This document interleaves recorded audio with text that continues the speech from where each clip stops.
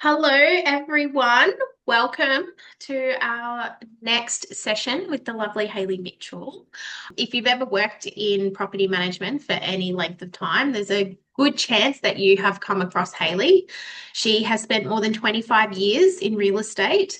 She's experienced in property management from every angle, not just from owning her own management, from building teams to then growing agencies, and now training and supporting management professionals in her own business through Mitchell Property Training.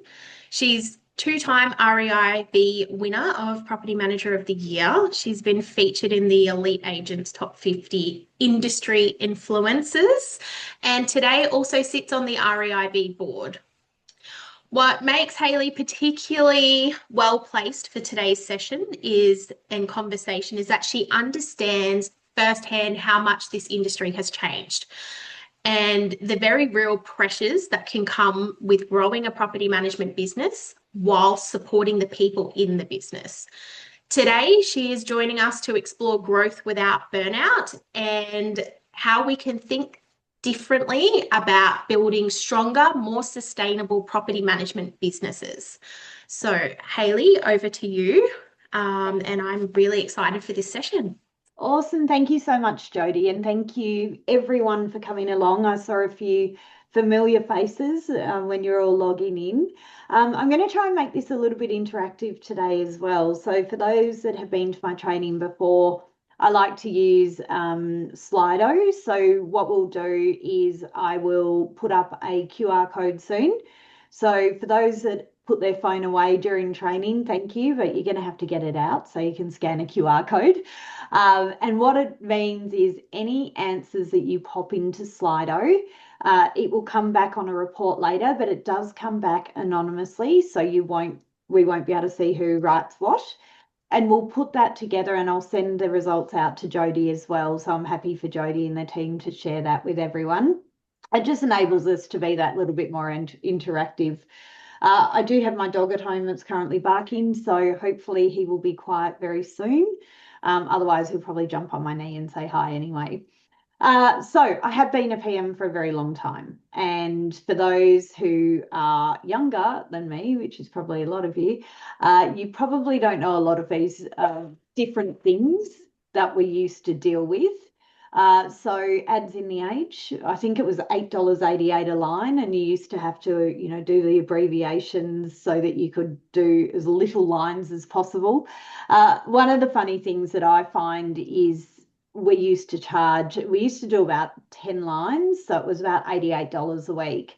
Can you imagine now if you said to an owner, you have to pay us $80 a week in advertising? They would just flip out. So it was a very, very different marketplace. We had our beautiful handwritten condition reports and our dot matrix printer for our receipts. I had a pager. So every time I left the office, they would page me if they needed something, or renters would page me after hours as well for urgent repairs. Filming the camera was a fun one. We used to take a photo of the front of a property and then go and get the film developed and then come back, and on the typewriter we would type up our ad and then sticky tape that photo and pop it in the window, and that was our premium ad. If you had told me back then the technology that we would have now, I wouldn't have believed you. So it's really interesting that the industry has moved so much, but it also hasn't moved that much when you look at the actual role that we're doing. So what's changed? Well, the iPhone, that's one of them. So technology, having laptops, being able to work from absolutely anywhere. And I see Michael Furlong's got his beautiful background there of the Hands Across the Water bike ride. He's been training. I have not. But I like to cram for exams, so I'll just get a couple of rides in a week before, and what could go wrong? We're hitting the bike again in November this year, October, November. But the reason why I talk about that is when I did the bike ride the first time, my assistant Jared was also on leave, and I manage Airbnbs. And I remember riding the bike and having my phone on the front of the bike, and I was setting codes on the Igloo app and then sending it through Hostaway, my booking platform, to give people access to their properties. So, our job can literally be done anywhere. As long as you have internet, our job can be done. So it really, really has changed. And what I'm seeing in the industry as well is a lot of the offices and the way that they're setting up are changing as well. So we used to have a lot more that were pure property managers did everything end to end. We are now seeing a lot of offices that are bringing in different, I guess, ways to do things so that it's a team effort rather than just relying on that one particular person. So it's been really, really interesting. That's moved our industry forward a lot. So here's my little Slido. If you can join, I'm just going to make sure it's going to work as well. It did before, but you know, sometimes they work and then it stops. So if you can scan the QR code, yep, it's picked it up. And when I move forward, we will be able to ask you some questions. First of all, I do want to talk about investors before I get to any question time. I know the market, particularly in VIC, has been really, really tricky. There are quite a few owners that are looking to sell, and not quite as many investors getting into the market, but they are still out there. But we have our short-term capital growth. You know, they want to invest in property because they are looking at that capital growth at the end. We have our long-term equity growth as well. We've got rental income into retirement, or replacing salary with rent, so cash flow positive properties. People often want to diverse their investment portfolio as well, or add value through improvements or renovations. Hayley, Yep.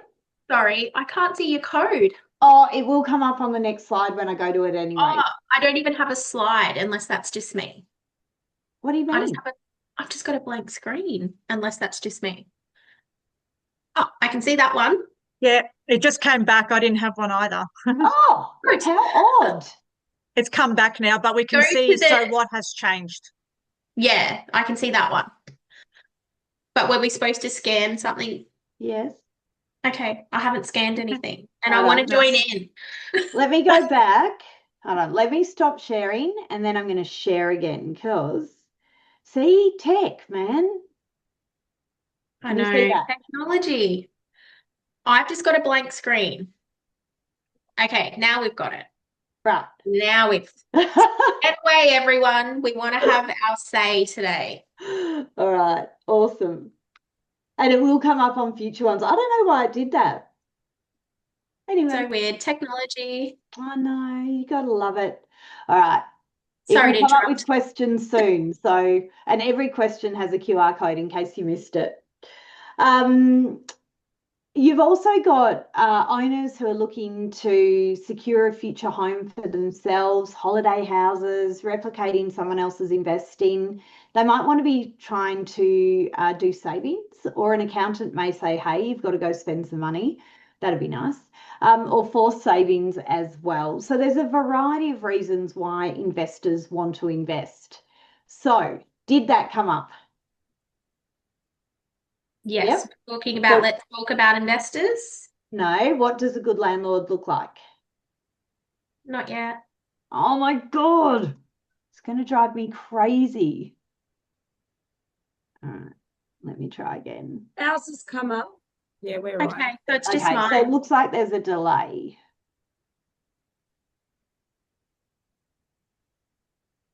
Has that come up now? Yes. Okay. So if you answer that, it should just pop through on the, there you go. So this one has come up as a bad landlord, but that's okay.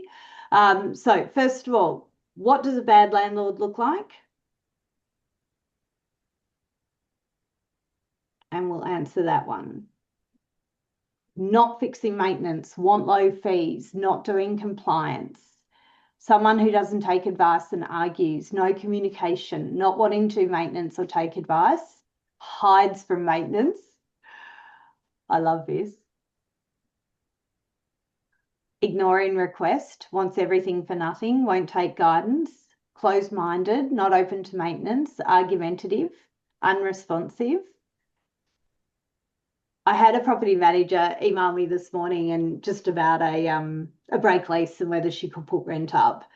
And I answered her question and she goes, "Thank you. I thought that was the case, but my landlord made me really second guess myself." And I said, "Then you have to go back to your landlord and go, trust me, I've been doing this for a while. Trust my advice." And she goes, "Yeah, I basically went back to him and said, you pay me to do a job, let me do my job." I'm like, awesome, I love that. Maintenance is a huge one for everyone, and I know times are tough, and I know money is short for a lot of people as well. But maintaining a property is the fundamental aspect of keeping renters happy, keeping them safe and secure in their property. And it's just an absolute non-negotiable. So if you have owners who are those sort of clients, I think as property managers, particularly if they're not willing to bring their properties up to minimum standards, do safety or any of those things, we simply can't manage them. Because the problem that we have is if we continue to manage properties, and this is in Victoria, but if we continue to manage properties that are not compliant and should not be on the rental market, the problem that we have is under the Act, we have to follow the landlord's lawful instructions, right? So if you have a client that will not do what they are required to do by the law, then you are also breaching the Act. So we have to be really, really careful about the clients that we have on board. And if we have a client that isn't doing what they need to be doing, we have to look at ways we can either get them to do what they need to do, or depending on your owner's director's approval, freeing up that particular client to go and find someone else. And I know there's a lot of property managers on here that do want to sometimes get rid of some of their clients, and owners are reluctant, and I get that, but we really do need to look at who we are representing. All right, did the next slide come up? Australia's wealth, can you see it? Yes. Good. All right. So I got these off Cotality recently. So if you used to be RP Data, but Australian residential real estate is 12.4 trillion. Right? Let that sink in. I can't even get my head around those sort of numbers.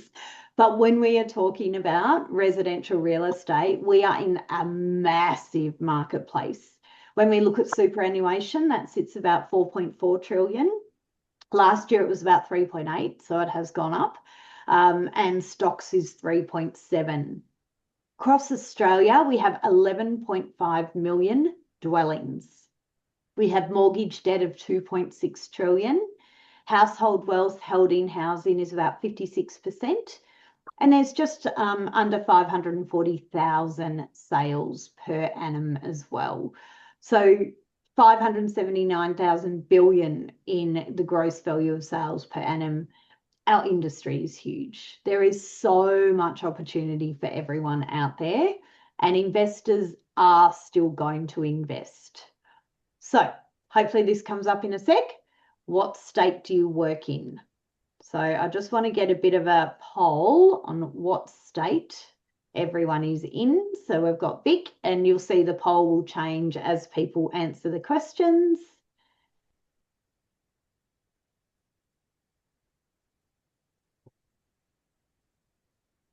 I think Victoria's got as good weather as Queensland today.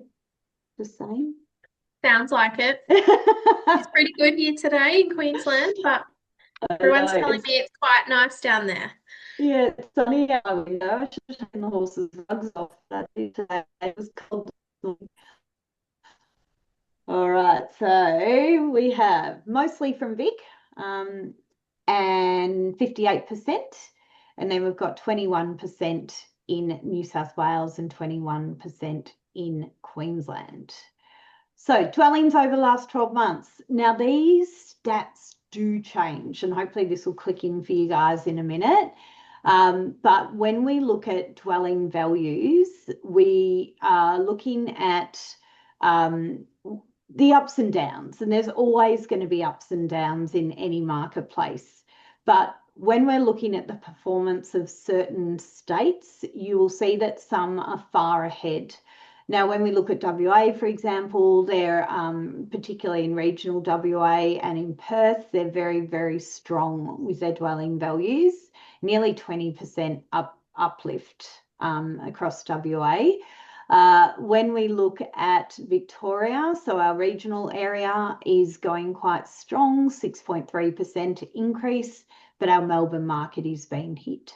So we are seeing around a 2.8% decrease in Melbourne. Sydney's got about a 2% decrease at the moment as well. And we've got regional New South Wales, which is sitting pretty close to where Victoria is sitting at the moment. And then we've got Queensland as well, which is still going quite strong. So your regional's 11.7 and Brizzy's sitting at about 14.8. But it's important to see that, you know, with all the media that's out there, it's very much doom and gloom, and this does happen a lot, particularly around election times. But we do have a situation, particularly in Melbourne, where if the prices continue to go down, we may see more investors jumping in because it's a good market to buy, right? So just keep that in mind as well. Yeah, they're selling, but they are going to be jumping back into the market as well. Annual rental rates, oh my goodness, there is a lot of talk on this at the moment. Rents are going up. We are, however, across property managers I've been chatting to lately, they've been saying that their rents are sitting pretty firm at the moment. The problem that we're having around Victoria, some regional areas as well, and a few PMs I've been chatting to in Melbourne, is the quality of the applications is very challenging at the moment.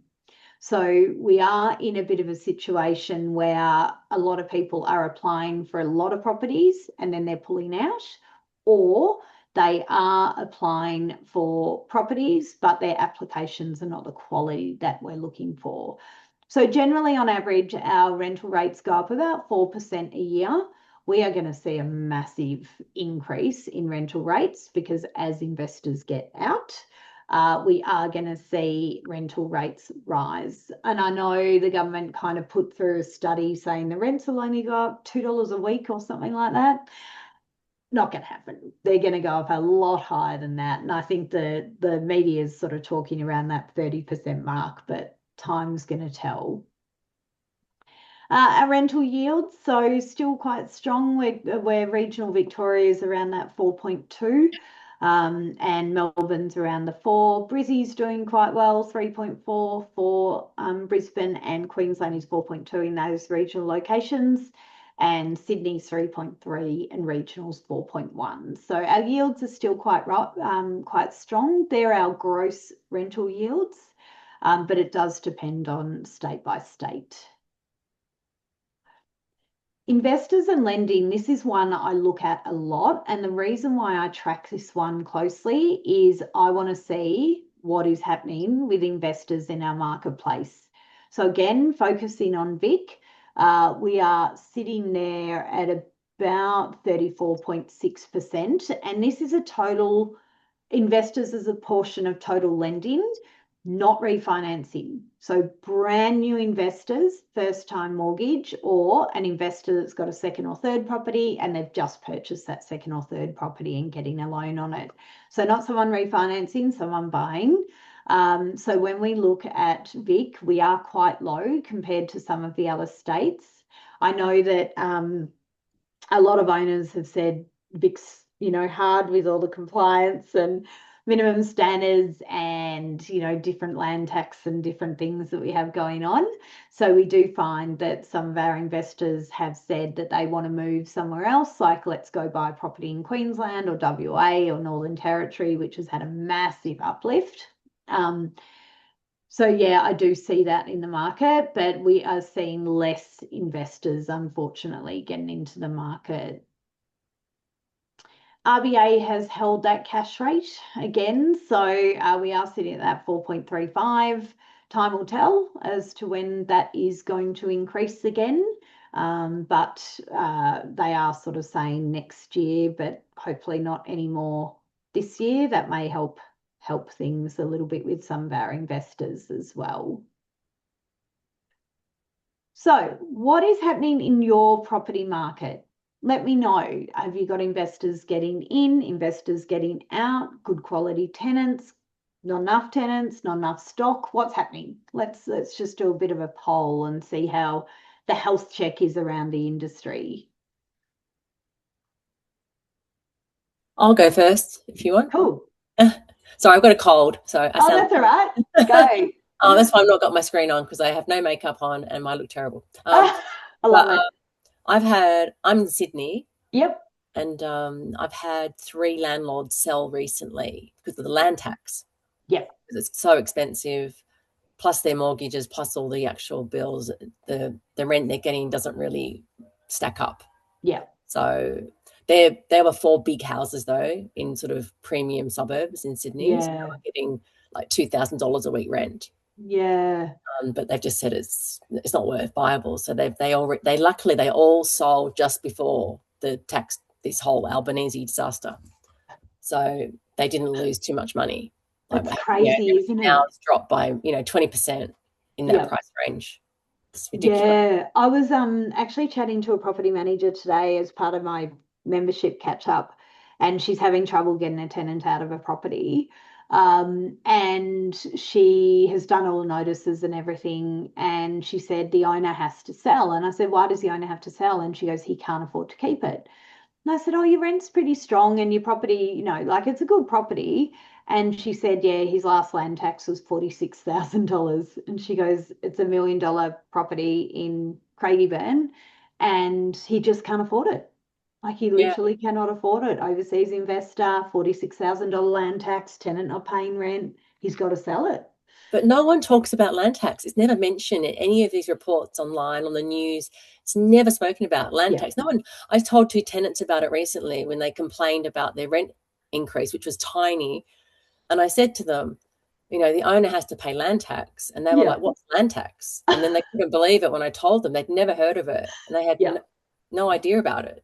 Yeah, it's absolutely crazy. I mean, I personally own apartments, so my land tax is very, very small, like nothing more than, I think my biggest one's $1,800 or something. It's not too bad. But some of the land taxes I'm seeing are, 40, 50, 60,000, if not more. And I chatted to one person who had a lot of overseas investors and they were over 120,000 in land tax across their properties and they're selling them all. So it is really, really tough out there. Particularly if you are an overseas investor, they jump it up so much more. I'll have a look at some of these results. So landlords that are leaning towards selling, they're tired of doing maintenance, old properties, rental providers becoming tighter, owners wanting to increase rents 10 to 15% a week, candidates for rentals aren't great. Owners still think they can charge whatever they want, even though the demand and the tenants can't pay the prices. The problem with jacking your rent up too high as well is you might get it, but you're going to get it with a really crappy tenant and it's going to backfire because a quality tenant will know the price that the property should go for. So that is just one thing I've always said to my owners is, you might get an extra $10 a week. Do you really want that extra $10 a week with a tenant that we're going to be fighting with the whole time? Or do you want to take the little bit less and get someone really good?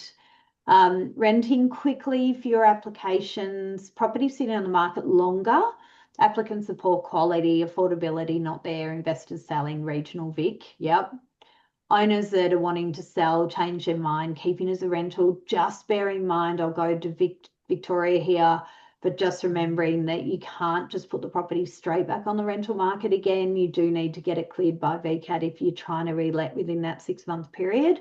I'm not sure about the other states, but you do have to be careful with that because there are a lot of properties where the owners are asking renters to move, renters move, they put it on the market for sale, they can't sell, they put it back on the market, don't get tripped up. It's 150 penalty units, which is 150 times 209.10. I can't do my math quickly, but it's a lot of money. You don't want to be paying that fine.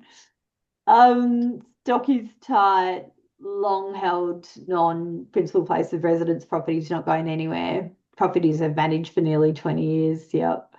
Not enough stock, good quality applicants. Investors are hesitant. A lot of properties lease 10 to 14 days in Northern Corridor of Vic. Not enough quality tenants and minimum standards and compliance, seeing investors wanting to exit. We've got a lot coming next year as well. And on the 13th of October this year, we've got some changes rolling through as well. So what is your biggest growth opportunity? One thing is, it doesn't necessarily mean you need to have more doors. So what I mean by that, before chasing that new business, look at what you have. Existing clients, the ones that love you, do they have other properties you don't manage? Lost opportunities. Are landlords leaving? And if they are, why? Make sure you ask them. Referrals. Are you actually asking happy clients to refer? And often you'll be on the phone to a client and you'll have a really good conversation, but you've got to ask the question, hey, just wondering, I'm trying to just build up my rent roll a little bit. I love working with you. Do you have any friends or family like you that I could help out with their investment properties? Because if you don't ask, you don't know. And I did this years ago in my office, and the team put on so many, we ran a competition and there were awards and everything to make it a bit more fun. But you don't know what you don't know, right? And if you've got a client that loves you, it's such an easy transition to get them to introduce you to their friends or family. So that's what you want to be working with. Fees. Are you charging appropriately for the service you provide? We're not. I had a rent roll come across my desk this morning from a broker for sale, quite a large rent roll, and their average management fee was 4.61%. The annual AAMI was 1,100. And I just wrote back and said, at those fees, no wonder they're selling, because you cannot keep doors open if you're not charging the right amount of money, right? It has to be better than that. $100 a month management fee was what I was making sure was my bottom line 15 years ago. It doesn't cut it now, right? We have to get better at this. We have to go, what job are we doing now compared to what we did 20 years ago, and charge accordingly. Now, I know times are tough, but owners will pay for quality service, right? So we need to make sure we're charging accordingly. Vacancy. Could better leasing performance improve income? The quicker they're let, the quicker the owner makes money, the quicker you make management fee, right? Vacant properties cost the agency and the owner money. Team capacity. What can be automated? What can be outsourced? What can be systemized? We have so much really good tech out there now, and we need to make sure it all works together. And we don't, Jody was saying this before, that she adds all these apps onto everything. And then at the end of the year, she's like, why am I paying for all of these apps? Exactly right. Do an annual audit on your apps. Do an annual audit on your technology. Work out how much has technology evolved, how much has it changed, and then you can go, okay, we can bring this in here, do this here, change this here, and look at it as at least as an annual occurrence. Portfolio quality, so low value clients, how much time are they taking up? Because if you have really, really low quality clients, they will take up so much extra time. Now, I had a question here. What do you feel is reasonable in Vic for management fees?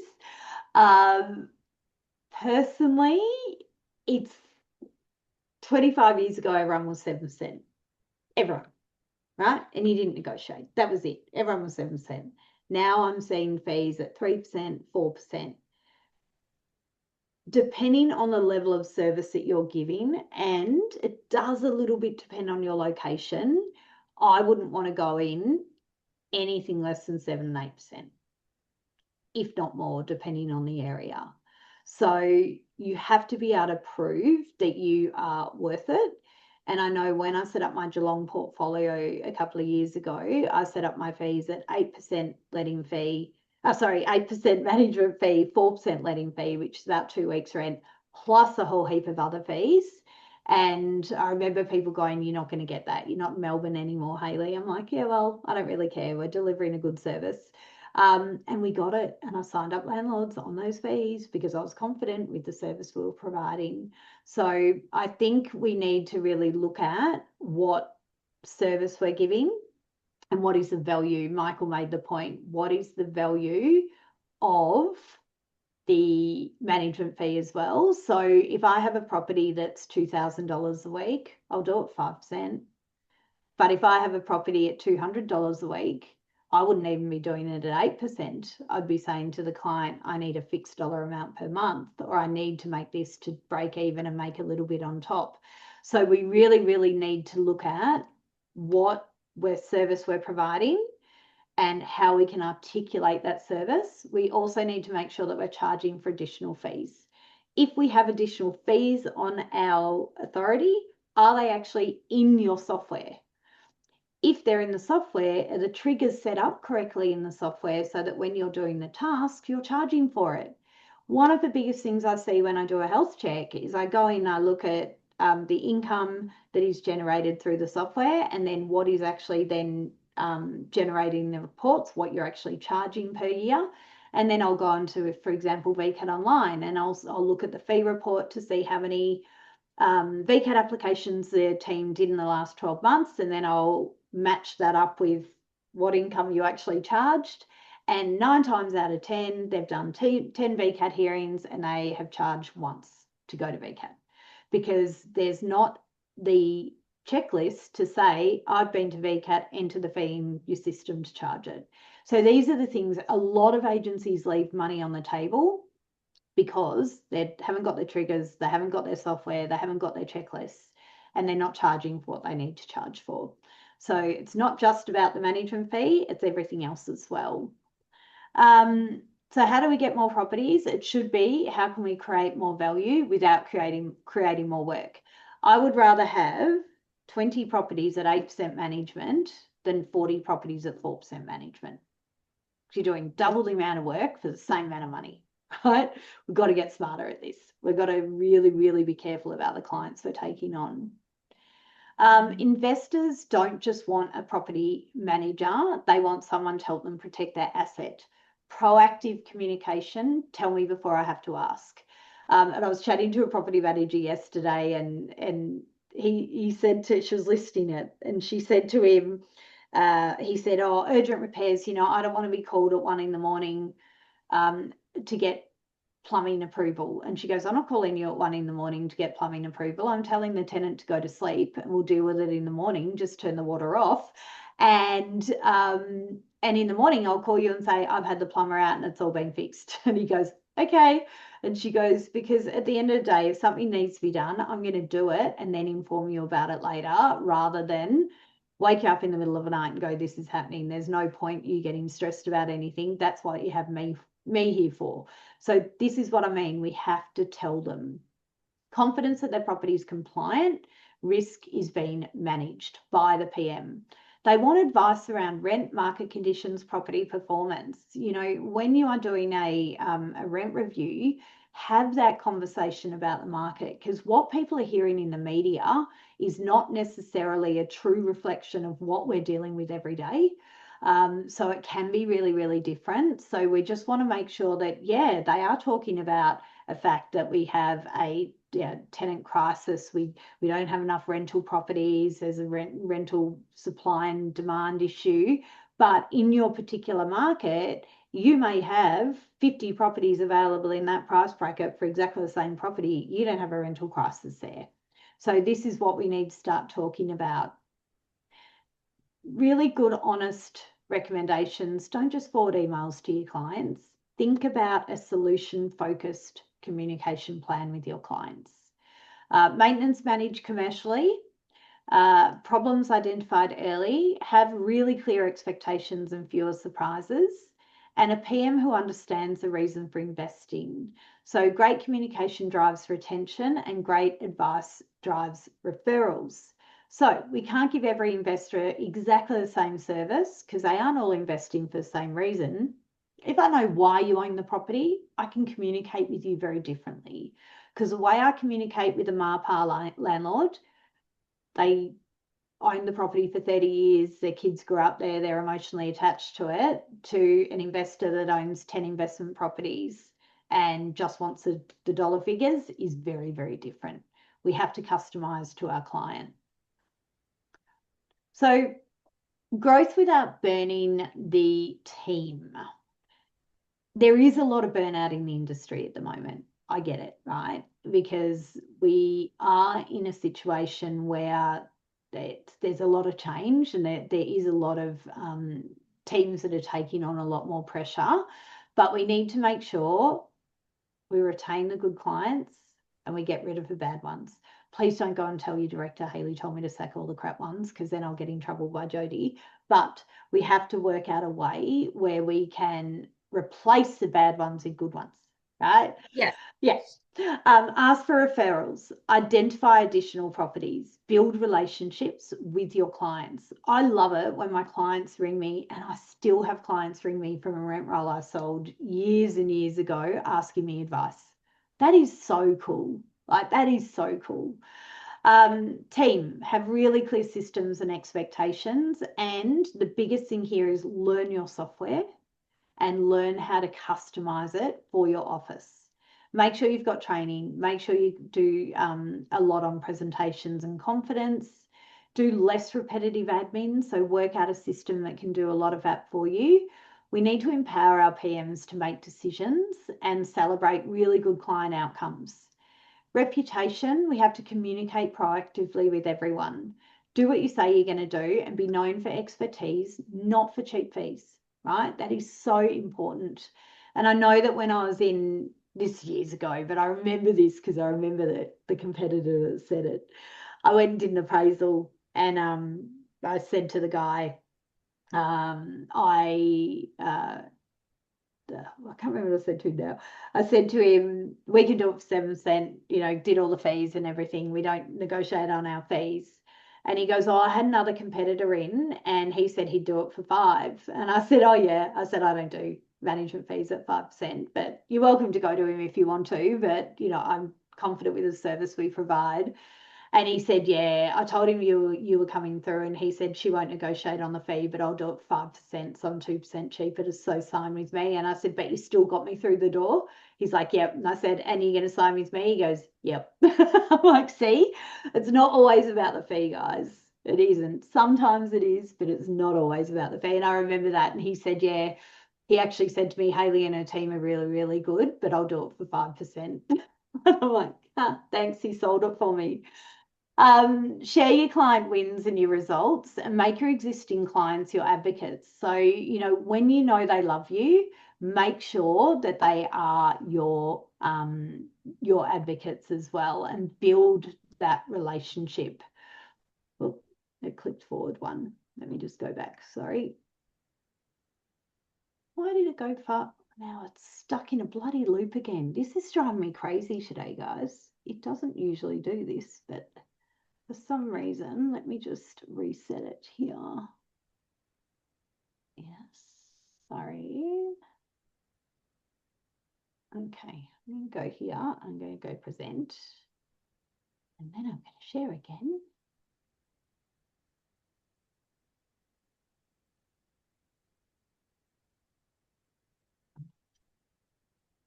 I never have issues like this with tech.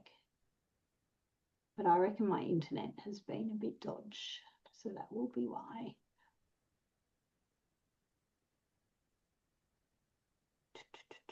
All right. So, did that come up? Good. What is your biggest growth opportunity in your business right now? And you can, I think I set this one up that you can click several if you want to. So what is your biggest growth opportunity in your business right now?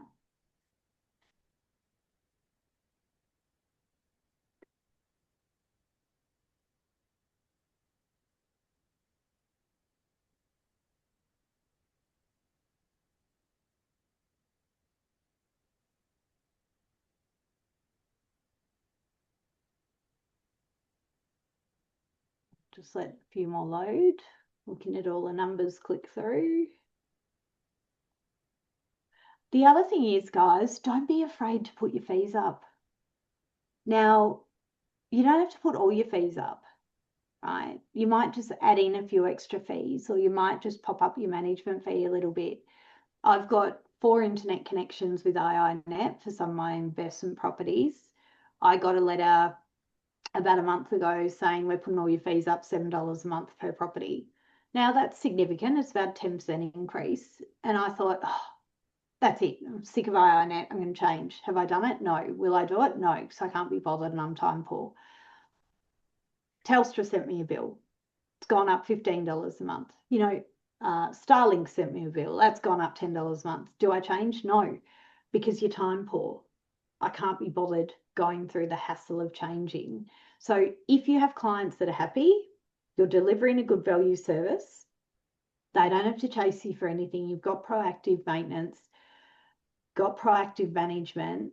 When you send a increase to them, they generally will just cop it on the chin.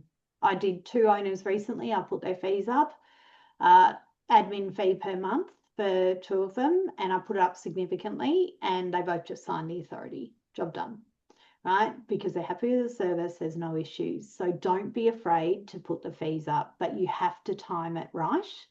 One of the other things about increasing your fee is I would always try and do it, if possible, in line with the rent increase. Because if you do it in line with either listing the property, getting a higher rent, or a rent increase, they're still getting more money, right? So you've just got to look at it and go, can we do it? Are these the right clients? Yeah, great. We did a fee increase last year at an average of $5 a week. $5 a week across whole portfolio makes a huge difference to bottom line. That's fantastic. I'm seeing a lot of people are doing that at the moment as well. But I love that. Referrals from existing clients up the top. The reason why I like that the most, very rarely do you have to negotiate on that fee because they've already been told how awesome you are, right? So they're the really, really easy ones to get across the line.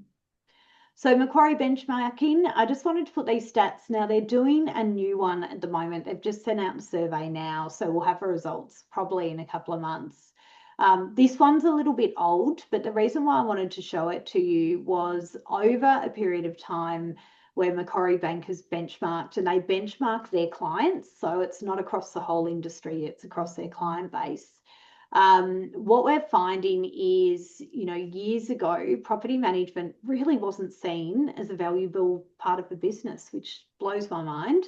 And what that meant was that sales was always carrying that cost of running the business. And what we're seeing now is property management is such a significant part of it. And we know it's a stable recurring income as well.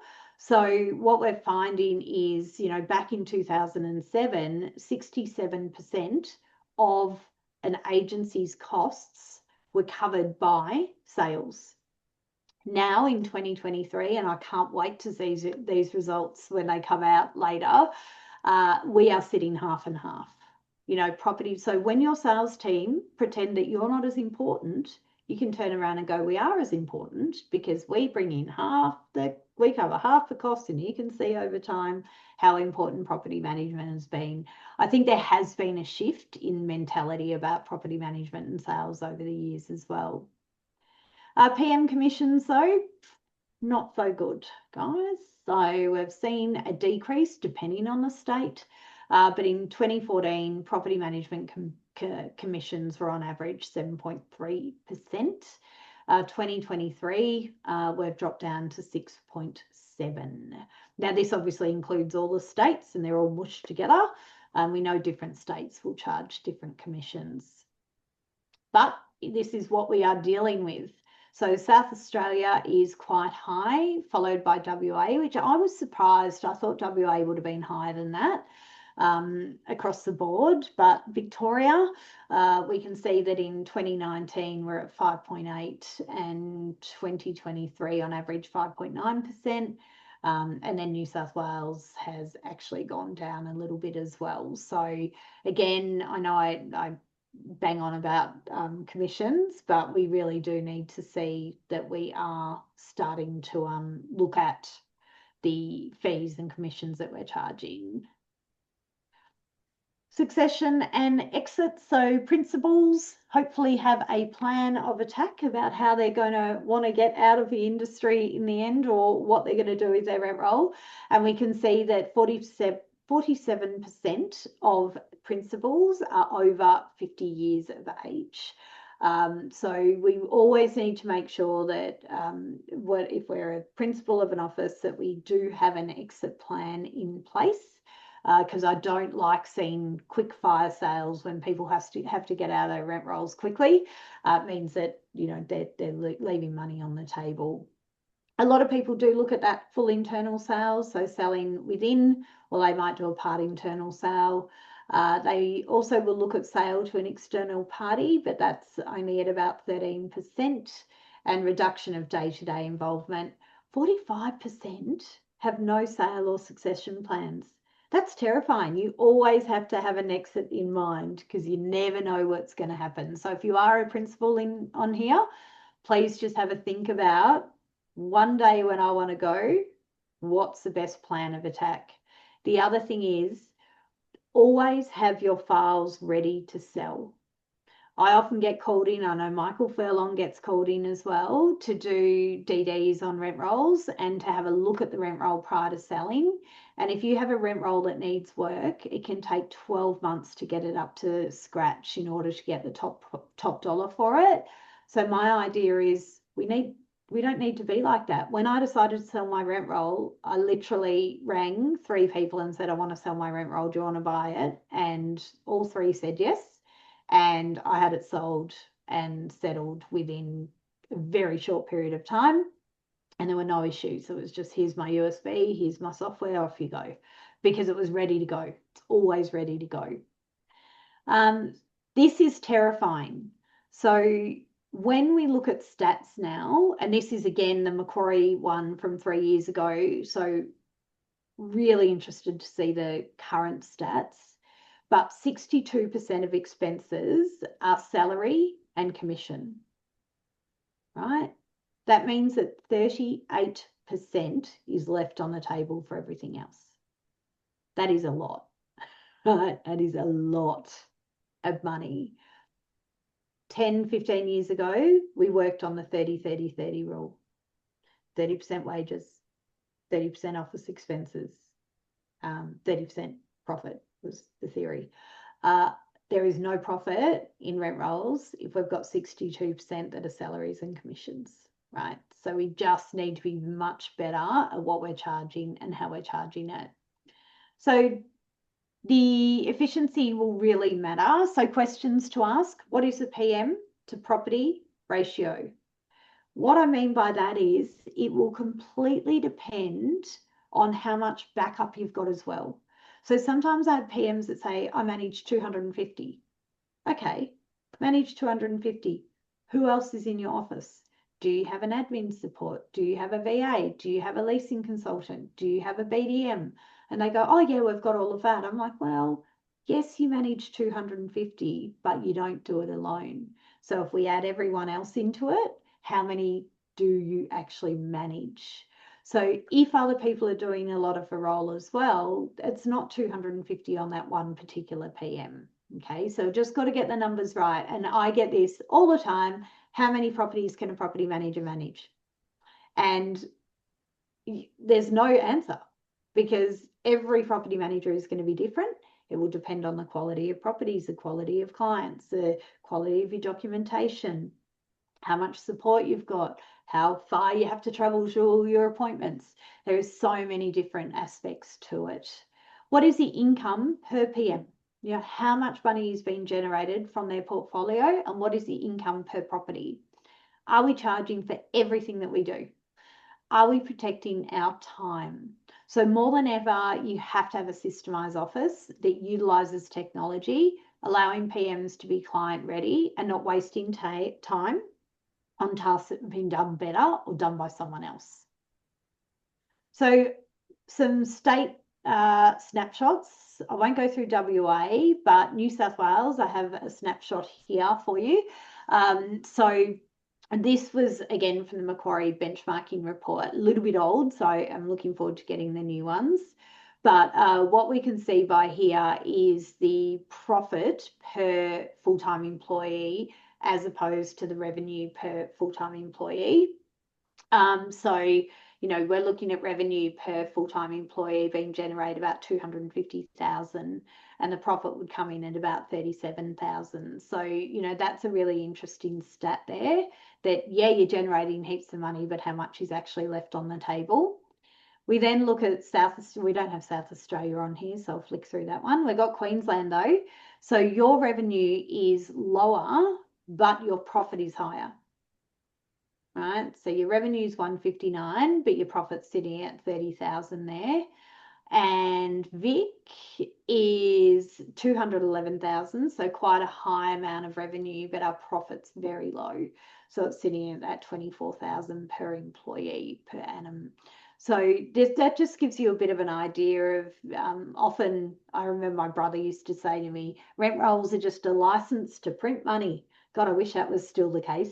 And they can be profitable, they can be great, and everyone can benefit. But if they're not done right or our fees are too low, it can be really, really challenging as well. So talking about fees, and this just gives you an idea. So portfolio A, let's say we're 8% management, 150 properties, 650 a week. That means that we're bringing in just over 5 mil per annum in rents. 8% management is about 400,000. Let's say we had a second portfolio, 7% management fee, 150, same stats. That means that we're bringing in 355,000. So when we talk about a 1% drop in management fee, it's not a 1% reduction in the income. It actually reduces that income by about 14%. Now, if you're looking at therefore going from 7%, I'll do them at 5%, that's a 28% drop in your management fee income. So it makes a huge difference to that bottom line as well. I love that. Too many agencies are running a not-for-profit charity, but they don't understand the levers to tweak the profitability. Yeah, absolutely. So this is a management fee table. I put this, oh, my dog's visiting. Thank you, dog. I put this table together a little while ago about knowing your worth. And the reason I put this together, and this is years ago, I did this one, I did it for higher management fee as well. But the reason I did this was work out what your break-even point is and work out what level you're happy to negotiate to. Stay out of the red zone, because you don't want to have properties which are actually costing you money to manage. So we had this set up for our office, and it went from 8% to 4%. And the property managers were not allowed to negotiate below, I think it was about 5.5 without permission from me. But they knew they had to stay out of the red zone. So it's just important to set those perimeters, because, if I have a property at $1,200 a week, then, at 7% management, I'm going to be bringing in $365 a month in management fee. I have no problem with listing that property. Even at 5%, it's still going to bring in a really profitable management fee for the agency as well. So it's very, very important to know those fees. What does it really cost to manage a property? So think about all the costs. Salary, huge one. Admin support, trust accounting team, and I am seeing a lot more people outsourcing that now. Software, subscriptions, inspection time and travel, arrears management, compliance tracking, insurance claims handling, tribunal prep. Here's my dog. It's meant to be a Chihuahua, everyone, by the way. It's not a Chihuahua. Looks like a Jack Russell, but he's cute still. Vacancy leasing time, banking and processing fees, any office overhead allocation as well. If you don't know the cost per property, you don't know if you're profitable. So anyone that is working in an agency, let's see if at the end of financial year, you can just ask your director, show me how much it costs to run this business across the year, work out how many properties that you manage, and that will give you a very rough estimate of what it's actually going to cost to manage each property as well. because you need to know what is the bottom line to actually negotiate to.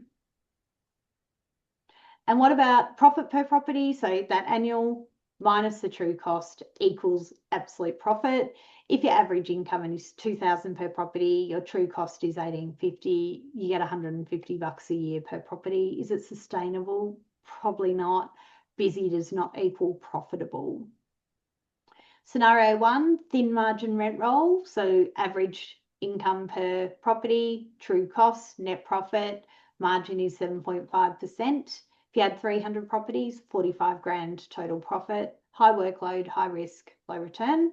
Scenario 2, stronger margin, 2,300, slightly better quality properties, slightly better management fee. The true cost stays the same, 1,850. Net profit per property, 450, margin 19.5%. Same doors, same team, different asset, right? It makes a difference. The $300 difference across 300 properties, 90,000 additional profit without adding a single door. Same doors, same team. What rent roll would you rather have? And this is where we've really got to look at each appraisal, each client we are talking to, run the numbers. Don't just go, yeah, I'll grab it, put it on. Know what quality you're putting on and make sure that it meets that quality. The other thing that I also think about is takeover managements. If you are taking over someone else's stuff up, have a very good think about what you're taking over. Ask for copies of routines, ask for copies of things prior to saying yes, because often you get a story from a client about things that isn't 100% right when you end up taking it over, and then you're working for nothing. So if you need to charge a takeover fix-up fee, absolutely do. And I've done that before where I've said to the client, I'm happy to take you on, but I'm going to have a takeover fee at the start, which is going to cover my time to get this back on track. And it could be $500, could be $1,000, it could be an hourly rate. But if they're coming to you because they need help, you can charge for that. The other thing is the rent roll is not just a list of managed properties, it is a recurring revenue asset. So each property generates annual income through the management fee, letting fee, and it's a predictable cash flow. You pretty much know what you're going to get, and it can be professionally valued and sold. In Australia, most rent rolls are around a multiple, so making them transferable, financeable and scalable as well. So strong fees, low arrears, high landlord retention will help you with that value. If a rent roll produces 500,000 in management fees, has a 3 times multiple, it's worth 1.5 million to sell. Very basic. There's a lot more in it, but that will give you an idea. They are a valuable asset. What will affect it? Low arrears, long average tenure, fixed term leases, strong fees. Additional fees help as well. That low discounting culture, high landlord retention, clean trust accounting compliance. You don't want the dependency on the owner of a business, good software, really tight geographic portfolio. Also makes it easier to sell. What decreases? High arrears, low fees, low ancillary fees, tasks not completed. If I go in and there's, routines and rent reviews and maintenance all outstanding, that's going to mean a very decreased multiple because it's going to cost a lot of time to fix. Short landlord tenure, poor compliance, heavy staff costs relative to income, scattered spread, owner heavily embedded in relationships, high number of tribunal landlords with multiple properties. The quality rent rolls are still getting very, very good multiples, and they're selling very, very well. So this just gives you an idea. I have brokers that send me emails all the time, and this was one that came through. And actually, I got 2 in a week, and this is the 2 of them. 196 properties is the first one. Average management income was 1513, and per annum was 296. Management fee 4.61. Second one came through a few days later, 183 properties. So you need about the same amount of PMs and software and everything to manage both. The average management income was over $2,000, which is great. Average income per property was 400,000 or per annum. Management fee was 6.83. The difference in quality, the difference of the asset is huge. And I know which one I would much prefer to manage. Generating extra income. I put this online actually in the APMC a few years ago. I'm not saying go out there and put all of these on your schedule of fees because it won't happen. You get a copy of the slideshow too if you want it. So don't feel like you got to get it photos or anything if you don't need to. But just think about some of these fees. What are you currently not charging that you could implement? Don't necessarily go and run it through all of your clients. Just roll it out to some of your newer clients and see how it sticks. If it sticks okay and you're not getting questioned, you can look at rolling it out with your current clients as well. But don't be afraid to implement additional fees where required. The other thing to think about is, we've now got my RDRV, we've got my VCAT, we've got Magistrates Court. Are we charging for all of those? Are you charging the same amount or are they separate on the authority? Right? Because if you have VCAT on your authority, you probably should have my RDRV on the authority. You should also have Magistrates Court on the authority. Don't know about in other states, but something to think about in Victoria. Or are you just saying, all in the one? But think about, we have to start charging for all of these things correctly because the amount of time it takes is huge. Revenue leakage. So where does money leak? Discounted management fees. No annual fee reviews. You should be looking at your fees annually. I like to do it after end of financial year when you've got your profit and loss and just making sure that we're collecting all of the fees that we need to. Letting fees discounted or waived, no charge for tribunal, fees on authority not actually being charged, or they're incorrect. I did a session, a health check recently at an office a couple of months, don't even know, 6 months ago now.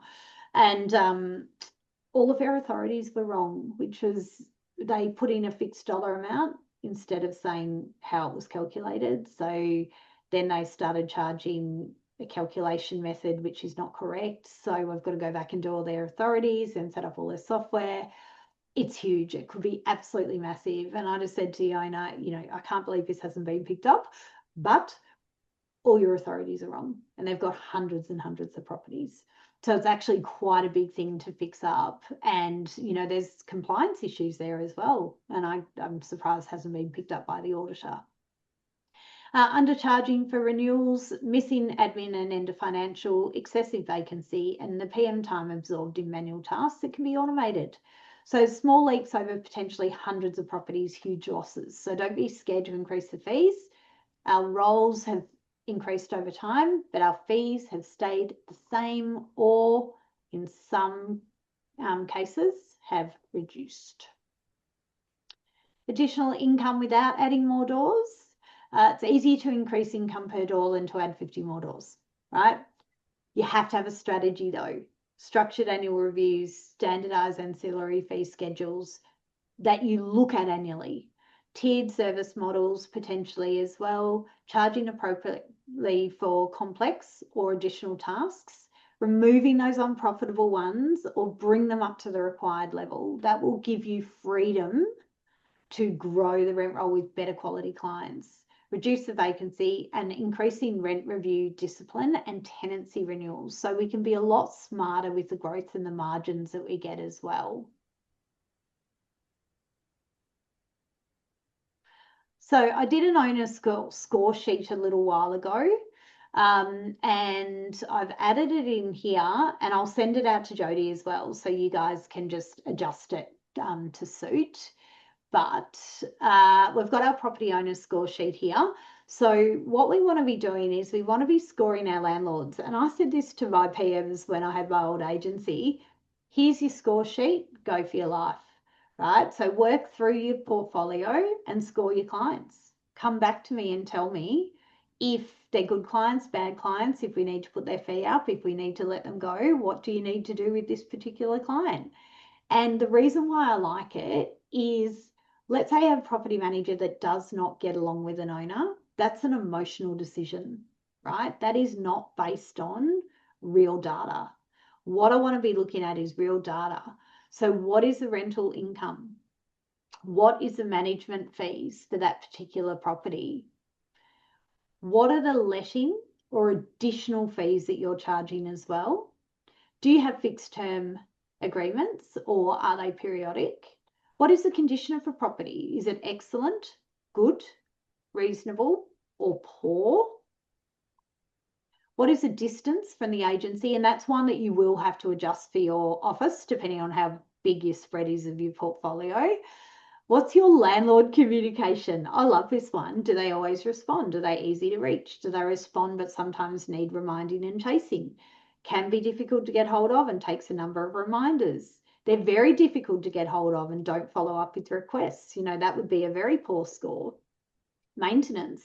Are they good at it? Will they approve it? Will on an absolute necessary but on a tight budget? Do they try and make your tenants pay for every single thing that goes wrong with the property? Will do anything rather than pay for maintenance, including trying to do repairs and maintenance themselves. You know, they are a poor quality landlord. Tenants, are they good? Do they pay rent on time? Are they good to deal with? Are they good? Rent on time, property good, will report maintenance, even if minor things. Are they fair tenants? Pay mostly on time but need a reminder, not that clean or tidy. Is there high maintenance? Always dealing with reminders to pay rent, difficult to deal with, or is the property vacant? And marketing budget. Do you have a good marketing budget? Can you make sure that you can lease the property in a quick period of time? So you score them all up. And then if their total score is 35 to 40, they're excellent. They're your clients that will hopefully love you because you love them. They're your ones that will refer you clients as well. Are they good? Are they in that good bracket? Are they borderline or are they terminate? You know, and this I like because if a PM comes to me with this, it's not emotional anymore. It's facts and figures. And I'm more than happy to terminate when it's facts and figures, but I'm not happy to terminate if it's like, I just don't like that client, right? There's a very big difference. So how can we make extra money from the rent rolls that we manage? Pop it into Slido for me. Hopefully it's still up on your phone.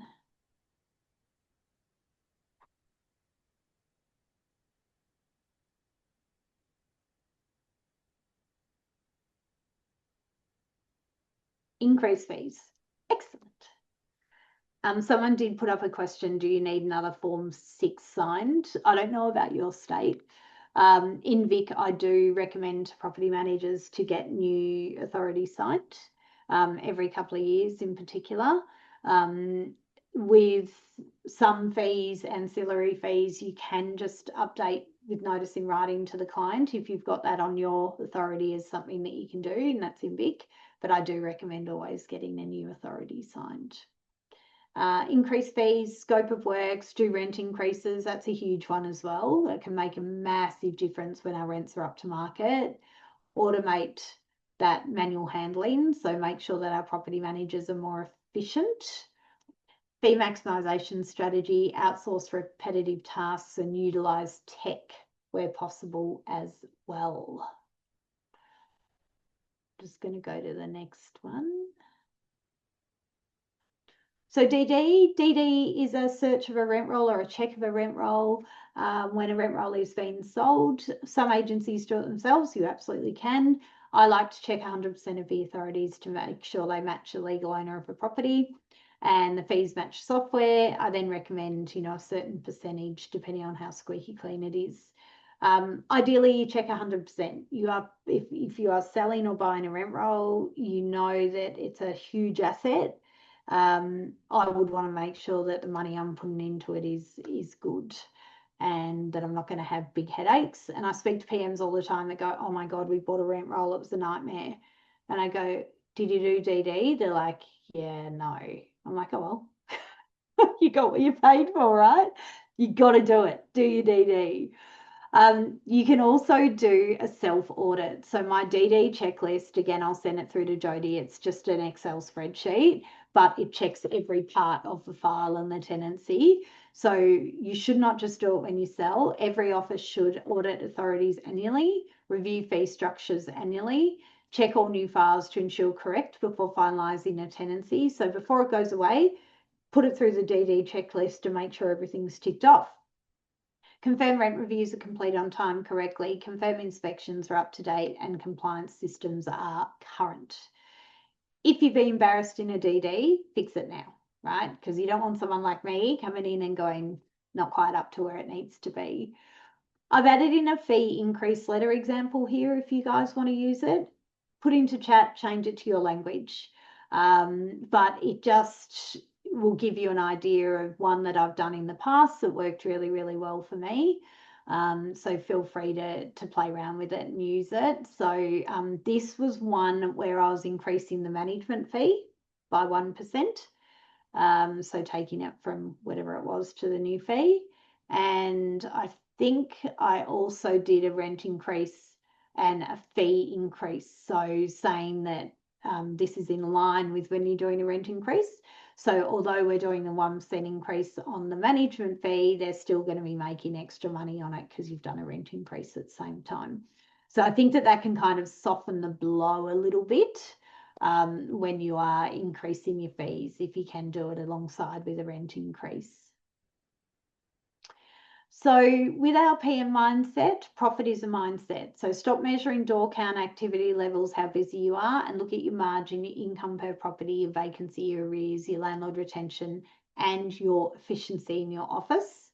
So the strongest rent rolls are not the biggest. And I see this all the time where you're like, oh, I've got 1,000 properties. And then you go in and you're like, it's not profitable. Where I see other rent rolls, which are smaller and really well run, that can be a lot more profitable than the big ones. Have a 90-day plan, right? Review your lowest 20 fee properties. Easiest way to do it. Grab your reports, have a look at the ones that bring in the least amount of money per month. They are probably also the ones that are your D-class landlords that don't like to do the maintenance. They try and blame a tenant. They argue with you or they don't answer your call. They're the ones that you want to be looking at. Implement a structured fee review. So don't just go and smash your whole portfolio. Look at it property by property. Calculate that profit, introduce a new fee, remove unprofitable stock, or work out a plan to improve it. Audit 10% of your files. That's all you need to do in 90 days. Grab my DD checklist, work through 10% of your files. And small decisions create a large asset value shift. So tell me 1 or 2 things you want to implement or try in the next 90 days. 1 or 2 things.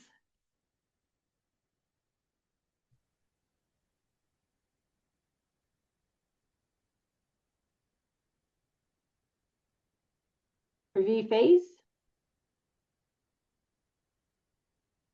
Ask for referrals.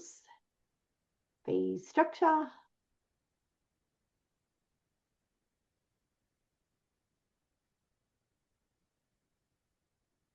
Referrals.